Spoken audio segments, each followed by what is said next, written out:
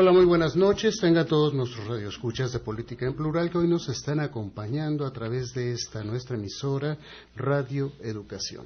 Como todos los jueves, los saluda un servidor, José Luis Miranda, hoy 2 de agosto de 2018, y lo invito a que se quede con nosotros durante la próxima hora en esto que, como decimos cada jueves, es una buena costumbre de reflexión colectiva. El clima político de nuestro país es persistente y caldeado. Ya desde la semana pasada comenzamos a analizar ese clima a partir de las diferentes expresiones críticas que se vienen manifestando alrededor de los dichos, alrededor de las acciones del virtual presidente electo y de su partido, el Movimiento de Regeneración Nacional. Y la persistencia se presenta no necesariamente por la reiteración del mismo o los mismos temas, sino por la emergencia de otros tantos. Pero los anteriores no desaparecen, se mantienen comunicacionalmente. No con la misma intensidad, pero se mantienen. Y vienen otros y se siguen acumulando. Ahora es el turno del anuncio realizado por Andrés Manuel López Obrador, en el sentido de que Manuel Bartlett ocupará la dirección de la Comisión Federal de Electricidad durante su mandato. Un nuevo tema y una nueva discusión. Y es este tipo de discusiones que se presentan, todas relacionadas con el decir y el hacer de Andrés Manuel López Obrador y su partido, lo que caracteriza el ambiente y a la comunicación política en las últimas semanas. Y es también el tema de nuestro programa de hoy, que se debe de entender como una continuación con otros participantes y con otras visiones de lo que comenzamos la semana pasada en este empeño por caracterizar de una buena manera al momento político de nuestro país, a partir de analizar precisamente los cuestionamientos del discurso de la transición en este momento a nivel federal. Y digamos que para discutir este tema se encuentra hoy con nosotros el doctor Pablo Franco Hernández, secretario general de Asuntos Colectivos de la Junta Local de Conciliación y Arbitraje de la Ciudad de México. Él ha sido presidente de la Unión de Juristas de México, exdiputado federal y exintegrante de la Comisión de Trabajo de la Cámara de Diputados. Todo esto relacionado obviamente con el sector laboral, pero no solamente se dedica a eso Pablo, sino que Pablo de un tiempo a esta parte, a este momento, ha tenido una serie de intervenciones políticas bastante interesantes y una posición con la cual se ha destacado sobre todo en redes sociales y en algunos medios de comunicación al respecto de este proceso de transición que hemos estado viviendo. Pablo, qué bueno que estás con nosotros ahora sin un tema estrictamente laboral, pero con un tema que yo creo que nos atañe a todos. Así es, José Luis, buenas noches a todos y gracias por la invitación. También está con nosotros el maestro Eduardo Pérez Haro, ya viejo conocido de todos ustedes, economista, profesor de la Facultad de Economía de la Universidad Nacional Autónoma de México, es articulista de El Sur de Guerrero y miembro de esta mesa de análisis, miembro permanente de esta mesa de análisis de política en plural, a quien también le doy la más cordial bienvenida. Eduardo, qué bueno que estás con nosotros. Buenas noches a todo el público. Pablo, José Luis, buenas noches. Un servidor, José Luis Miranda Lozano, colaborador de esta emisora y en especial de este programa de Política en Plural, les reitera que este es un programa que hacemos todos, pero sin embargo, el día de hoy pues no tenemos la posibilidad de recibir sus llamadas telefónicas porque estamos grabando este programa un poco antes de que sea transmitido. Va a ser transmitido alrededor de las 10:30 de la noche el día de hoy, no en nuestro horario habitual, que es de 8:30, precisamente porque existe ahorita la presencia del Festival de la Huasteca, y ya sabemos que tradicionalmente Radio Educación hace una transmisión en vivo de este fabuloso festival.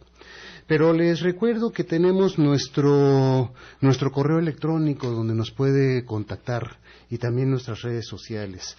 Nos puede llamar a Política en Plural, nos puede escribir a políticaenplural@radioeducacion.edu.mx, o bien lo puede hacer a nuestra página de Facebook, que es Política en Plural. Y bueno, vámonos directamente a a lo que hemos denominado cuestionamiento sobre el discurso de la transición a nivel federal. Estamos a escaso un mes de que se presentaron las elecciones en este país, unas elecciones que tienen un resultado más que contundente, con un 53% a favor de Andrés Manuel López Obrador, 53% que ha hecho que pues, prácticamente pues, lo tenga casi todo. Casi todo, porque también vimos que la composición del Congreso, ya se han hecho muchos análisis al respecto, es una composición que le va a permitir, hasta donde tenemos certeza, le va a permitir hacer una serie de cambios, si es que se lo proponen, aunque ha anunciado que no va a hacer ningún cambio constitucional, cuando menos en los primeros 6 meses de su mandato. Esto, bueno, vamos a ver cómo funciona. Pero a mí lo que me gustaría mucho tratar de hacer como una introducción es que es esta, digamos, esta inercia discursiva que hay dentro de la sociedad mexicana en términos políticos, una inercia discursiva que prácticamente pareciera que estamos en presencia todavía de los resabios de la campaña política. Esos resabios de la campaña política que han sido inerciales, que esos argumentos que se dieron durante la campaña, pues se siguen reiterando y que de alguna manera han polarizado a la sociedad. Una sociedad que evidentemente defiende a toda costa lo planteado, lo dicho, los anuncios que hace Andrés Manuel López Obrador y su partido, y otra parte de la sociedad que se opone casi por deporte a este tipo de cuestiones. Esto es un primer nivel. Evidentemente que hay una serie de cuestionamientos que se tienen que hacer, pero no a nivel de lo que se ha visto en campaña. Yo diría que hay un segundo nivel en el cual hay otro tipo de críticas y señalamientos a Andrés Manuel López Obrador y su partido respecto de puntos sustantivos, de puntos de la coyuntura y de lo que se está diciendo y anunciando en este momento, que tienen una serie de fundamentos y tienen una serie de argumentos detrás. Y yo creo que esto es lo que hay que empezar a rescatar. No los otros, no los de campaña que se siguen diciendo en este momento y que prácticamente no permean ni para un lado ni para el otro. Y en este programa yo los convoco a que hagamos ese tipo de reflexión, una reflexión un poco más acabada, una reflexión en el sentido de que, bueno, tenemos ya prácticamente a un virtual presidente electo, iba a decir presidente electo, pero todavía no, hay un virtual presidente electo que muy pronto va a ser presidente electo y que a partir de eso tenemos que tomar muy en serio y ver con argumentos que nos sirvan a todos, a los radioescuchas, a todos, al círculo rojo, de estas ideas de qué es lo que se está planeando, proponiendo para este país y cuáles son las limitaciones o cuáles son los problemas que podemos ver desde el punto de vista de la viabilidad real de lo que se está proponiendo. Ya mencionaba yo algunos hechos que se han mencionado, ¿no? Por ejemplo, la baja de los salarios, no necesariamente los salarios de las remuneraciones, la baja que se ha anunciado acerca de las remuneraciones, sobre todo del personal de confianza, la reducción incluso de ese tipo de trabajadores en las diferentes dependencias del Estado, eso, el tipo de nombramientos que se han estado haciendo, el de Bartlett señaladamente, algún tipo de disonancias que se están presentando, primero tímidamente y después un poco más abiertamente al interior de Morena, por este tipo de señalamientos, por este tipo de pronunciamientos y por este tipo de nombramientos. Entonces, como que hay mucho material en ese sentido, y no solamente esto, sino que si abrimos las críticas que se han hecho a la carta que se hizo a Donald Trump, etcétera, etcétera, etcétera, y muchos de ellos han sido documentados precisamente por algunos intelectuales, como Jesús Silva Herzog Márquez, Héctor de Mauleón, Rafael Pérez Gay, Raúl Trejo del Abre, y todo esto que se ha percibido al interior de Morena como críticas a las decisiones y a los señalamientos de Andrés Manuel López Obrador. Bueno, ya me extendí mucho en esta introducción, pero creo que es necesario porque es un tema que hay que asirlo de diferente manera. Es un tema que yo creo que debemos de tener mucho cuidado con él. Y me gustaría mucho, Pablo Franco, que iniciaras tú y que me dijeras cuál es tu primera impresión de esta etapa desde que se gana en las urnas por parte de Andrés Manuel López Obrador y lo que está pasando en términos del ambiente político y del discurso mismo de la transición. ¿Ves consistencias, ves consecuencia con respecto a lo que se había dicho, con respecto a la propia personalidad de López Obrador? ¿Hacia dónde está yendo esto y cómo ves el clima político en sí mismo? Creo que si regresamos a la campaña, nos daremos cuenta de que nunca hubo planteamientos concretos, no solo por Andrés Manuel, por nadie.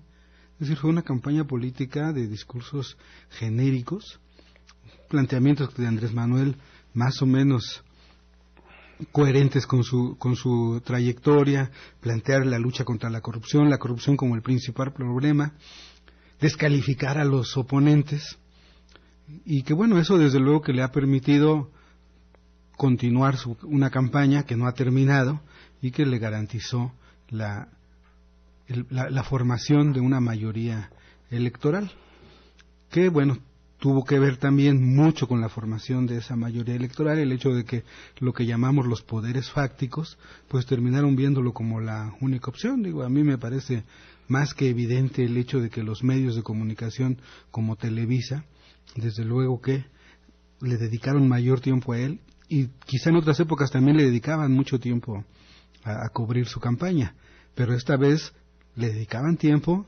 favorablemente a su discurso, respaldando sus planteamientos. Incluso en algunas mesas de discusión era evidente que cuando se cuestionaban ese tipo de planteamientos, había por parte de algunos conductores, señaladamente Loret de Mola, por ejemplo, que detenían a los cuestionadores de esos planteamientos. Entonces creo que una vez que ha ganado, una vez que Peña Nieto ha abandonado en los hechos el ejercicio del poder y únicamente están administrando la transición y la próxima entrega del poder, Andrés Manuel sigue fijando la agenda y más o menos ya va quedando claro hacia dónde va. ¿Hacia dónde va? En mi opinión, está tratando de ser presidenciable sobre todo hacia afuera. Hacia adentro ya garantizó la mayoría electoral, tiene el poder, va a tener el poder en el poder ejecutivo y en el poder legislativo. La única imposibilidad que va a tener va a ser la de reformar la Constitución por sí mismo con su frente electoral, y claramente pudieran algunos pensar que su discurso electoral se está viendo contradicho con sus hechos. El tema, por ejemplo, de las reformas estructurales, parte de su discurso se construyó sobre el cuestionamiento y el ataque directo a las reformas estructurales, y hoy día vemos que, bueno, la energética se pone a la orden del día por el nombramiento de Manuel Bartlett, y ayer ya dijo claramente que no se va a tocar esa reforma. En el tema de la gasolina, se decía, incluso algunos de sus más fervientes seguidores decían que desde el 2 de julio íbamos a ver una baja en la gasolina, y evidentemente eso no estaba en condiciones de hacerlo. Hoy nos dicen hay que esperar a diciembre, pero ya nos adelantaron que de todas maneras no va a reducirse el precio de la gasolina. Es decir, el cambio es un cambio en los marcos que el sistema permite, es un cambio que no afecta el modelo económico. Por eso es que, por ejemplo, en el tema de la recaudación fiscal, no se plantea realmente, como se debiera plantear un gobierno de izquierda, el evitar la elusión y la evasión fiscal por parte de los grandes capitales, gravar los grandes capitales, gravar la economía especulativa o especuladora más bien. ¿Y por qué? Bueno, pues porque desde luego que el acuerdo con esos poderes fácticos impide ir hacia allá. Entonces, de lo que se trata es de buscar un cambio en ciertas conductas, continuar el linchamiento contra servidores públicos, plantear como la gran solución el ahorro, cuando pudiera ser la gran solución la recaudación hacia las grandes fortunas, pero que evidentemente no entra en sus planes ni entra en el esquema al que ellos pertenecen, que es un reacomodo de fuerzas, una distribución del poder entre los grupos que tradicionalmente han tenido el poder en este país. Se realinean con Morena, o mejor dicho, en el membrete de Morena y detrás de Andrés Manuel, toda una serie de sectores políticos que han sido marginados de los partidos políticos tradicionales, para efecto de no verse desplazados del ejercicio del poder.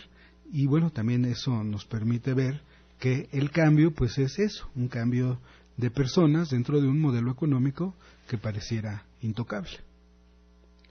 Muchas gracias, Pablo Franco. Les pido que estemos a una cuartita del micrófono porque se oye mucho el eco.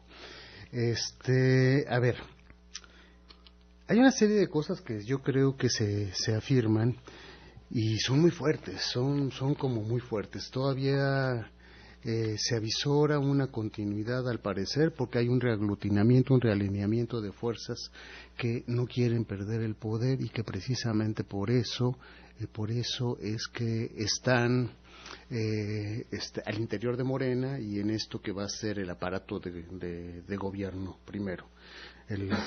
A mí me preocupa mucho porque yo coincido con una posición, y lo pongo aquí en la mesa, con una posición del politólogo español Juan Carlos Monedero, de Podemos, del partido Podemos, el cual dice que en el caso de López Obrador, pues, advierte más bien que López Obrador, pues, va a tomar el gobierno, pero que el poder no se ha tomado todavía.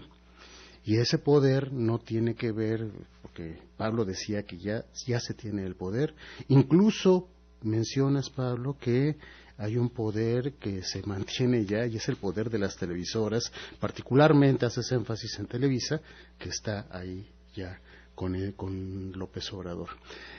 A mí me gustaría mucho que empezáramos a hablar acerca de esto, si no tienes inconveniente, porque creo que por ahí podemos entrarle a una cuestión bien sustantiva acerca de la discusión del régimen político que teníamos y que vamos a tener, y si hay una relación de continuidad en lo mismo, o si puede haber una relación de ruptura. Bien, yo comparto el ánimo de mantener desde la mesa de análisis un reflejo crítico sobre la acción gubernamental y del Estado. Me parece que es una manera implícita de colocarse del lado de la opinión social, de la opinión popular o de los colectivos. No solo me refiero al pueblo como los pobres, sino al pueblo como conjuntos de colectivos, de formas organizativas de los distintos sectores o incluso formas no organizadas de los sectores de la sociedad nacional, clases medias, empresariales, etcétera, ¿no? Me parece que no debemos de perder de vista esta posibilidad de mantener un ejercicio crítico sobre el Estado y sobre el gobierno.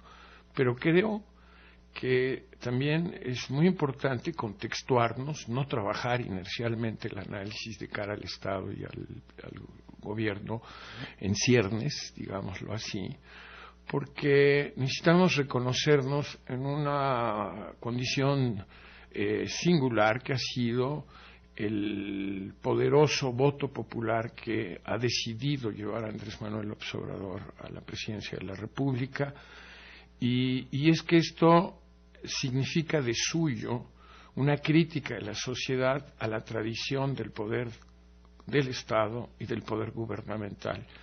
Y esto son vientos de oxígeno muy importante que no podemos contravenir, digamos, ¿no? Me parece que hay que hacer un ejercicio de observación y de cuestionamiento, sí, pero no en el ánimo de debilitar la decisión popular, no en el ánimo de fracturar el poder del Estado y del gobierno en ciernes, encabezado por Andrés Manuel López Obrador, porque es importante acompañar la consolidación del proceso de transición. Esto no quiere decir que por ello tengamos que molestarnos ante el juicio crítico o que tengamos que oponernos o bloquear la crítica del Estado y del régimen. Pero cuidado, no podemos hacerle el juego, ¿no?, a aquellos intereses que están un poco, digamos, prestos, ¿no?, a cualquier sesgo, cualquier debilidad para poder afianzarse en una perspectiva que podría bloquear y lastimar un proceso de transición democrática, institucional, con un alto sentido social. Creo que, digámoslo con tres elementos que me parecen importantes en principio. Me parece que lo que ganó la elección fue la crítica de la corrupción y de la impunidad en la que centró su discurso propagandístico la campaña de Andrés Manuel López Obrador. Y esa es una determinación social que hay que respaldar. Me parece que le viene bien a todo mundo, ¿no? Le viene bien a todo mundo, incluidos los empresarios que estaban hartos ya del tema, incluidos los Estados Unidos que estaban atosigados del Odebrecht y estas cosas terribles que se practican en los regímenes de los que venimos, y que me parece que eso hay que respaldarlo. Ahora, por supuesto que no es suficiente para poder crear la transformación nacional, ¿no? La transformación nacional también implica un segundo compromiso de Andrés Manuel, que ha sido el tener una mejor actitud frente a los apremios de las sociedades de base en los sectores menos favorecidos. Y me parece que pensar en la ayuda económica a la tercera edad, pensar en la ayuda económica a los ninis, es pensar en la ayuda a los campesinos pobres, etcétera, pues me parece que también es parte de una estrategia que hay que respaldar y que no tenemos por qué empezarle a hacer cuentas difíciles al tema. Por supuesto que hay dificultad en ello. Por supuesto que hay dificultad en los compromisos, pero me parece que es muy importante que ese compromiso esté a la cabeza del triunfo electoral y del compromiso de la nueva gestión de gobierno. ¿Alcanza con esto? No, todavía no alcanza, pero qué bueno que por ahí empiece. Sin duda alguna, efectivamente, habrá que tener respuestas de otro orden en la política económica, en la administración pública, en la relación del sector externo con los Estados Unidos en particular y con el mundo en general, y singularmente el tema de la seguridad nacional. Son temas muy complicados todos estos y donde hay mucho menos elaboración de parte del gobierno del cambio, ¿no? Es decir, parece que ahí la expresión todavía es una expresión nimia, es una expresión limitada, es una expresión corta, no se conoce propiamente una formulación amplia, estructurada, acabada, documentada, en la cual pudiéramos hacer juicios de mejor orden de opinión. Y su ausencia, por supuesto, es una insuficiencia y se construye como una dificultad. ¿Por qué? Pues porque efectivamente la decisión social, la decisión mayoritaria del electorado de ir en la crítica del Estado en el que estamos concluyendo y de formas precedentes, es una crítica que toca intereses, obviamente, ¿no? Toca intereses. Y esos intereses no han sido tocados, como dice Pablo, no han sido tocados, pero habrán de tocarse. ¿Cómo habrán de tocarse? Sobre la base de que se consolide la fuerza política del triunfo electoral. Ahora, sí, recojo lo que decías, José Luis, acerca de nuestros compañeros españoles de Podemos, en el sentido de que efectivamente se ganó la elección y se ganó el gobierno, pero todavía el poder hay que construirlo. Y ese poder se construye, sí, en el juicio crítico, pero no en una crítica, insisto, que merme la capacidad de la intencionalidad política del nuevo gobierno. Me parece que no quiero aparecer frente a nuestro auditorio como un equilibrista que le cuesta trabajo. Lo que pasa es que yo le quiero decir al público que es un momento complicado, es un momento en que tenemos que apoyar y cuestionar, en que tenemos que refrendar nuestro voto en la solidaridad de las decisiones del presidente, pero también es un momento en el que no debemos dejar de ser observadores de lo que está sucediendo. Yo lo dejaría en este primer plano, en el sentido en una segunda intervención, referirme ya de manera muy concreta a qué representa la lluvia de cuestionamientos que hay sobre el fiscal, la justicia, la descentralización burocrática y del aparato gubernamental, los nombramientos, su intromisión a la esfera del Senado de la República, a nombrar personajes que van a tomar lugares singulares ahí cuando realmente no corresponde al Poder Ejecutivo hacerlo, pero hay que hacerlo de cara a otras observaciones que me parece tienen otra talla y tienen otra estructura, mucho más fuerte que la discusión alrededor de si Bartlett es el idóneo o no es el idóneo. Me parece que hay discusiones de mucho mayor trascendencia en la política y en la política económica. Muchas gracias, Eduardo Pérez-Haro. Vamos a hacer una pequeña pausa. Desafortunadamente ya con 3 participaciones, y incluyendo la mía, nos fuimos como ya a la mitad del programa. Vamos a ir a una pequeña pausa y regresamos con ustedes.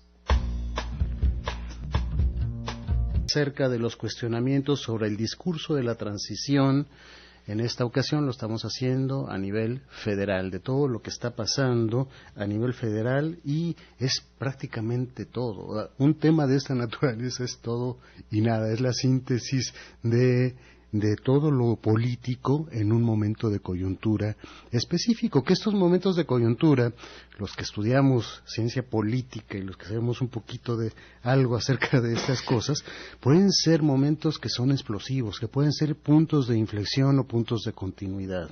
Y ahí es en donde nos encontramos, y precisamente por eso son muy importantes tratar de ver cuál es el contenido político y de las fuerzas políticas que están involucradas para saber hacia dónde vamos a ir, Pablo Franco.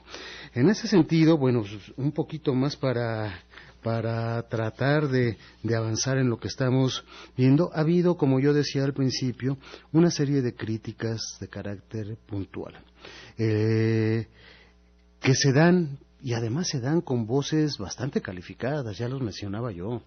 Está Jesús Silva Herzog Márquez, está Héctor de Mauleón, está Rafael Pérez Gay, está Raúl Trejo de Labre, que ha habido que en su momento pues nunca han sido, el santo de su devoción nunca ha sido Andrés Manuel López Obrador. Eso también hay que considerarlo.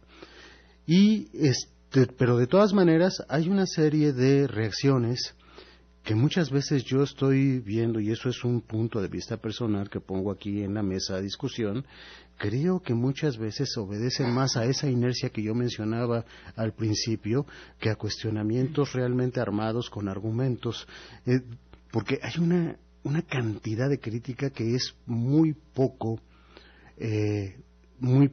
proporcional al grado de poder real e institucional que se tiene en este momento por Andrés Manuel López Obrador y su gente, ya sea el partido o lo que sea. Las instituciones, esas que siempre se están defendiendo, pues parece ser que nos las estamos saltando desde el punto de vista analítico, porque pues ya ni siquiera las consideramos, ni la presidencial, que ya se hizo a un lado, ni las demás. Entonces, en ese sentido, Pablo, a mí lo que me gustaría saber es cuál es tu reflexión respecto de este grupo de intelectuales, de gente pensante, que tiene una posición crítica al respecto de lo que se está diciendo, pero tal y como lo estoy planteando, en un momento en el cual pues el ejercicio del poder realmente aún no llega. El poder institucional y formal, ese no ha llegado.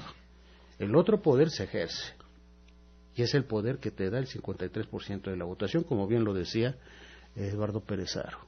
¿Cómo lo ubicamos? No solo te lo da la votación, también te da la incapacidad del presidente actual de asumir una transición donde no se autoavasalle, porque sí ya está ejerciendo poder.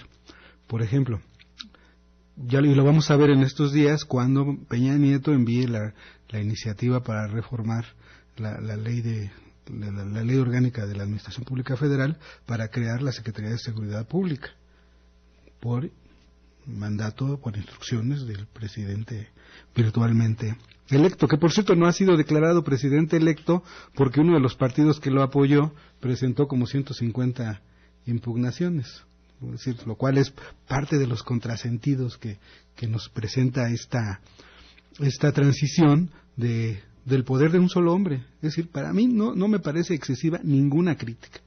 ¿Por qué? Porque sí estamos viendo el poder de un solo hombre.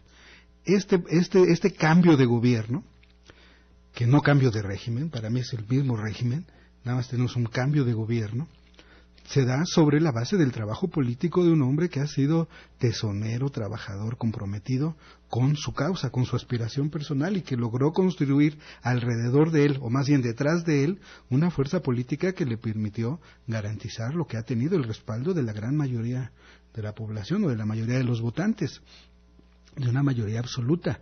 Por eso es que yo creo que ninguna crítica debe limitarse.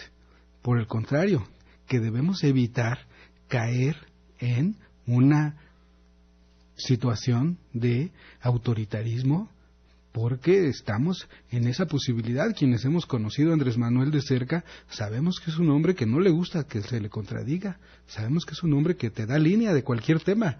Entonces, claramente hoy lo estamos viendo en ese sentido, y ese es el mandato de la gente, y eso yo creo que todos debemos ser respetuosos, pero eso no implica que renunciemos a la posibilidad de pensar y a la posibilidad de eventualmente, quienes tengamos oportunidad, de expresar las críticas, que eso además pues tendrá que mejorar, podría mejorar el gobierno, que no digo que sea necesariamente algo atroz, no, me parece que es un cambio de gobierno, que la crítica de la corrupción, sumando a los corruptos, pues lo que está ayudando es a refrescarle la cara a la clase política, que es la misma, nada más que reacomodada.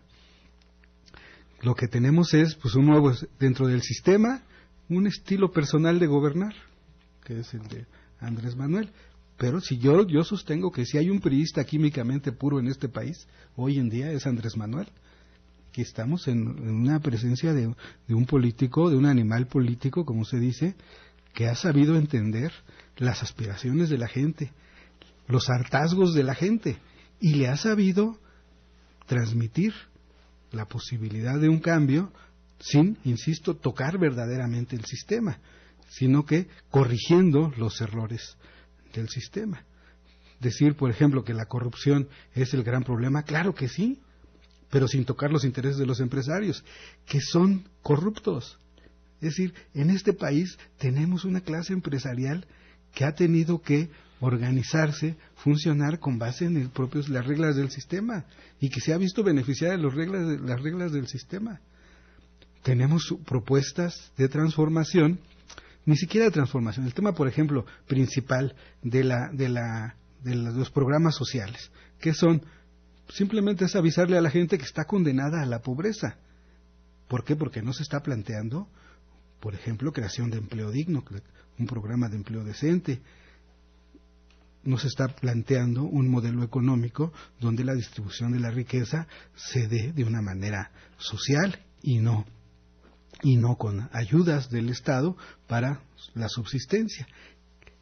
Que desde luego la mayoría de la gente votó por eso, por supuesto, porque ¿cuál era la alternativa? Esta bola de corruptos, que son y han sido corruptos, pero resulta que una parte de ellos ahora ya se ha puesto del lado correcto de la historia. Entonces quienes han sido incluso señalados corruptos por él mismo, incluso dando cantidades de montos de atracos, pero que hoy están con él. Entonces, yo insisto, sí corremos el riesgo de un gobierno autoritario, por supuesto. Cabe la posibilidad de que se tomen medidas paliativas para la miseria, gracias a esos programas sociales, por supuesto que sí, pero también corremos el riesgo de que se convierta la pobreza como una virtud, pero además como lo único que te puede ofrecer el sistema político. Y eso es por lo que votó la gente. Por supuesto que yo no cuestiono el poder, el bono democrático que tiene Andrés Manuel para llevar a cabo sus medidas. También creo que no es lo mejor. Creo que también del otro lado hay incapacidad de los otros partidos para plantear alternativas, porque al final ese es el sistema, y eso, por supuesto, no va a cambiar por la vía de las elecciones, por lo menos no mientras sea esta misma clase política que busca acomodarse en todo momento. Muchas gracias, Pablo. Me llama mucho la atención una reflexión que estoy haciendo en este momento. Siento que la sociedad, la población, el pueblo, como quieran denominar, la ciudadanía, a todos esos votos que votaron por quien haya sido, el 53% de Andrés más los otros porcentajes del resto, toda la gente que salió a votar, toda la gente que no salió a votar, los abstencionistas, todos ellos, en discursos como los que estamos enfrentando actualmente, o son sumamente subestimados en sus capacidades de decisión, de análisis y de opción, o son sumamente sobreestimados, en que tienen la claridad absoluta acerca de un derrotero glorioso para este país, y que por eso prácticamente se eligió a Andrés Manuel López Obrador y a Morena. Eso me preocupa un poco. Me preocupa un poco que el momento actual está sobreestimando las capacidades de una sociedad que conocemos bien, tanto desde el punto de vista político como también desde el punto de vista sociológico, o lo están subestimando esas capacidades que realmente se tienen. Ahí esa relación como que es muy importante, porque los unos, si estiramos un poquito el argumento, nos van a decir que son víctimas de un populismo atroz por parte de Andrés Manuel López Obrador. Y si lo estiramos desde el otro punto de vista, bueno, pareciera ser que es una sociedad noruega que decidió prácticamente un destino de futuro luminoso para el país. Esa relación yo creo que hay que cuidarla y hay que repensarla y rediscutirla en este momento. No sé cómo lo veas, Eduardo Pérez Haro. Bueno, yo decía que efectivamente no hay que separarse de la capacidad de análisis y de juicios críticos sobre el Estado y sobre el gobierno, pero que tengamos cuidado de que no abrir fisuras de debilitamiento a la decisión del cambio social, del cambio gubernamental en México, y que es un momento de saber opinar y respaldar en una combinación que, pues, no quiero ser antipático, pero es una combinación dialéctica que hay que saber estructurar en la práctica. Yo, por ejemplo, cuando tú mencionas los juicios de opinión que tiene Silva Herzog Márquez y Mauleón y Pérez Gay y Trejo del Arbe y hoy mismo José Waldenberg, que son además todos ellos parte de la misma corriente de opinión. No estamos hablando sino de esta corriente. Pero sí es una corriente elaborada, es una corriente culta, es una corriente preparada, es una corriente con presencia de opinión y con presencia política en el país. No hay que desestimarlo, pero yo me pregunto si efectivamente la suerte de la transformación comprometida se juega en el tema de la descentralización burocrática o en los nombramientos de los funcionarios. Y me parece que aunque ahí hay problemas y son merecedores de toda digna observación y consideración por los actores involucrados, me parece que ahí no está el problema. O sea, el problema, en todo caso, el problema de fondo es que tenemos que llamar la atención ciertamente sobre cuál es el trazo de la política económica, que no trae compromisos de reforma fiscal, por ejemplo, ¿no? Y que no trae que trae un pronunciamiento en materia salarial, de salarios a la baja, ¿no? Que es como asincopado, como altisonante, como contradictorio, ¿no? Cuando la lucha de los trabajadores siempre será por el alza del salario, porque si fuera la baja del salario de la élite, bueno, a lo mejor, ¿verdad?, tiene una consideración distinta, pero así en aislado pareciera una política insuficiente para hablar en materia de trabajo y salario en este país. Yo quiero decir que efectivamente si nosotros no cuidamos nuestros juicios, le podemos abrir el paso a una serie de actores que van a tratar de defenderse y de complicar el proceso de transformación o el proceso de cambio en ciernes, como hoy lo muestra la Coparmex dando opiniones acerca de los nombramientos en Pemex y en CFE. Y no estoy en defensa de los nombramientos, no quiero entrar a esa discusión. Lo único que me parece es que la Coparmex tampoco tiene por qué opinarlos y por qué empezar a cuestionar desde las plataformas de las fuerzas patronales el proyecto popular, porque la pregunta es ¿y quién representa al pueblo en la opinión del cruce de opiniones políticas? Pues Andrés Manuel López Obrador. En este momento Andrés Manuel López Obrador.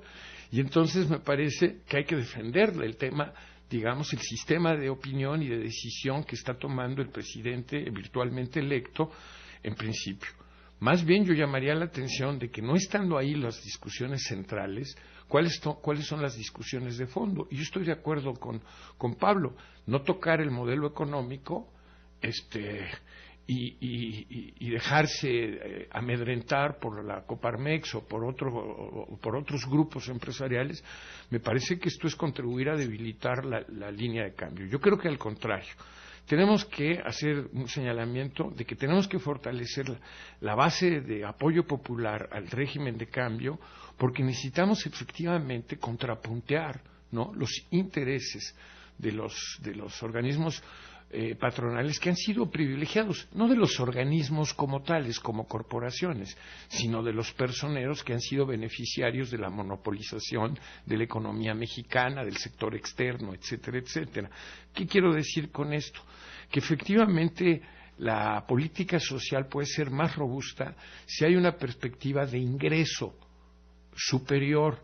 Y esto no lo tenemos claro, porque estamos hablando del plan de austeridad. Eso es economía en el gasto. Las economías no se resuelven por austeridad en el gasto.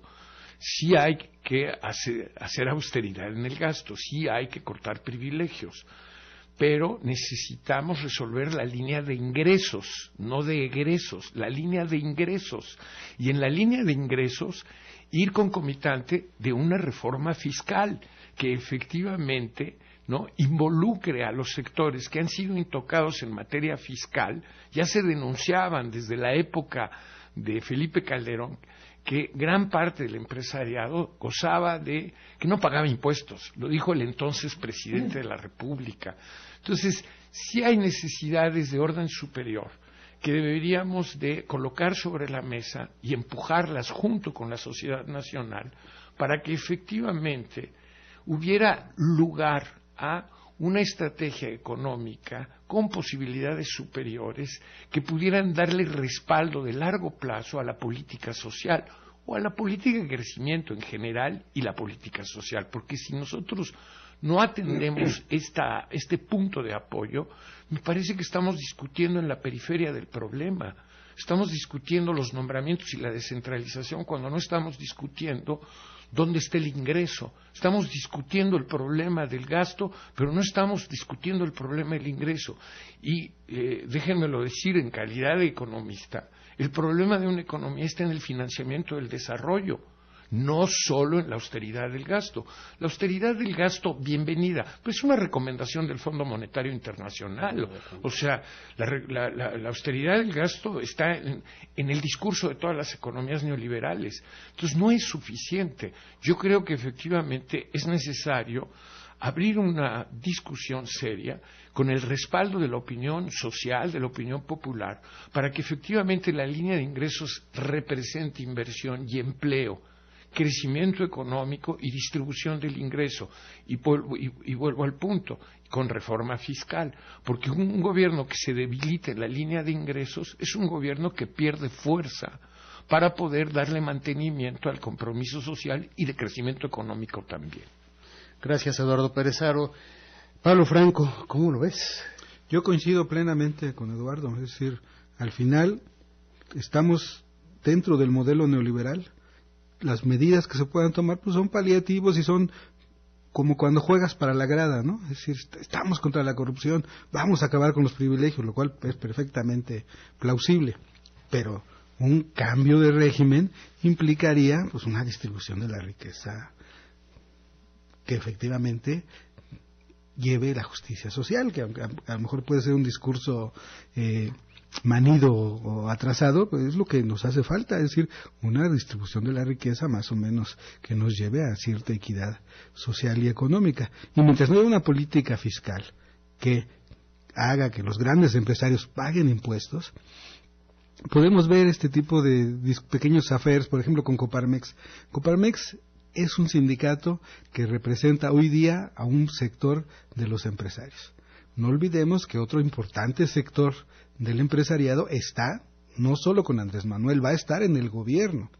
Y vamos a ver si efectivamente ello permite que haya un cambio en ese sentido, o simplemente, siguiendo las líneas del Fondo Monetario Internacional, de lo que se trata es de mantener el modelo económico intacto y simplemente tratar de distribuir algunas cantidades pequeñas a los más pobres para que no se vayan a volver contras, ¿no? Es decir, enemigos del cambio verdadero. A ver, ahí yo creo que coincido con lo que decía Eduardo Pérez Arbo al principio. Hay como dos maneras de... ¿Qué pasa si en este momento, en este país, quitamos todos los programas sociales? ¿Son necesarios o no son necesarios esos programas sociales? Ojalá y no fueran necesarios, cuando menos desde mi punto de vista. Si son necesarios porque estamos en una economía tradicionalmente desigual y cada vez más desigual con los últimos 3 gobiernos que ha habido, ¿sí? Los 2 panistas y el de Peña Nieto. Es una fábrica de pobres, ha ido en incremento. Tuvieron que maquillar las cifras de la pobreza para poder decir que se estaba haciendo algo al respecto. Tuvieron que cambiar la metodología de cálculo de la pobreza para poder hacerlo.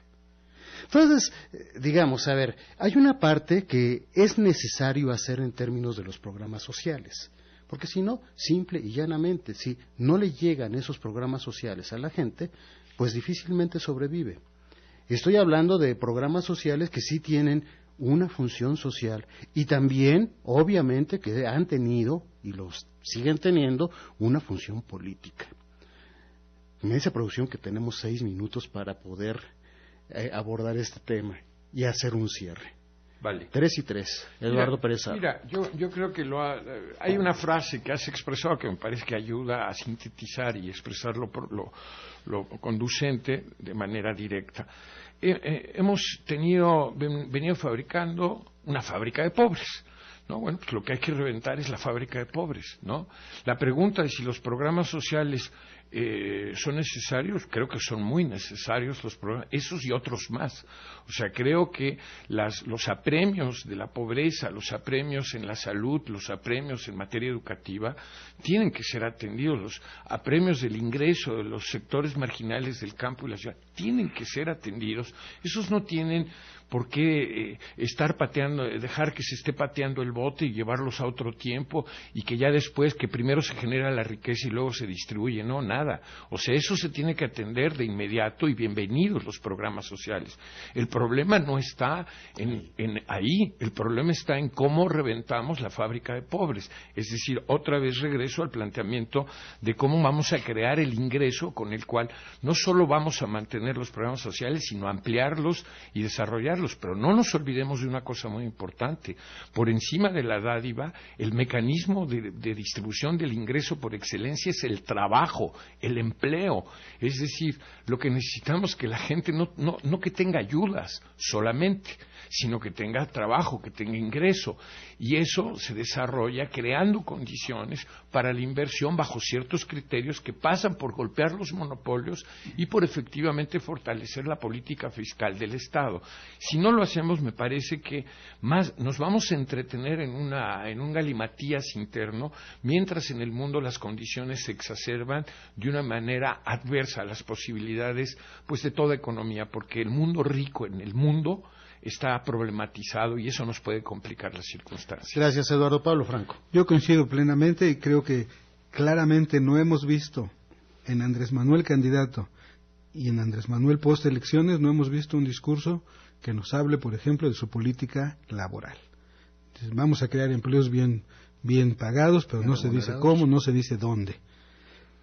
No hay, lo que hay sí es claramente un discurso a favor de los programas sociales, que efectivamente no solo son necesarios para la gente, son necesarios para que el modelo económico se preserve, porque de otra manera, pues esa gente ¿a dónde la vas a mandar? Se te va a volver demandante. Ahorita es demandante pacífica, pero si dejas de darle la dádiva, se puede convertir en demandante violento. Entonces, eso hace que la discusión sobre los nombramientos, sobre ese tipo de cuestiones, sea lo más importante, porque justamente ni a Andrés Manuel ni a sus apoyadores les conviene que se discuta el tema de la política fiscal y el tema de la verdadera, una política de empleo, una política de trabajo decente. Se coincide a nivel de Naciones Unidas, de la OIT, de que la mejor forma de distribución de riqueza es la creación del trabajo decente, y eso nadie lo menciona. Pues creo que estamos dejando muchas cuestiones abiertas, la mejor opinión como siempre la tiene nuestros radioescuchas. Ahí ha habido dos posiciones acá que coincidieron al final de la mesa, y creo que es necesario pensar en que los contrapesos que no existen en el legislativo en este momento hay que hacerlos a partir de la propia sociedad. Esta sociedad que, ya lo decía yo hace un momento, o es subestimada o es sobreestimada, dependiendo del discurso económico, ideológico, político que se utilice, y en esta sociedad polarizada, pues mucho de eso se está presentando. Yo creo que, como siempre decimos aquí, la mejor opinión es la de ustedes, y vamos a seguir tocando este tipo de temas. Les agradecemos muchísimo la atención que nos brindaron esta noche, y para la próxima semana, ya en horario normal, vamos a seguir haciendo la política en plural. No quiero despedirme sin antes agradecer a Pablo Franco su presencia y a Eduardo Pérez-Haro también su presencia. Muchas gracias por estar con nosotros. Gracias, José Luis. Gracias, Eduardo. Un servidor, José Luis Miranda, se despide de ustedes y lo invita para que sigamos haciendo la política en plural. Muy buenas noches a todos.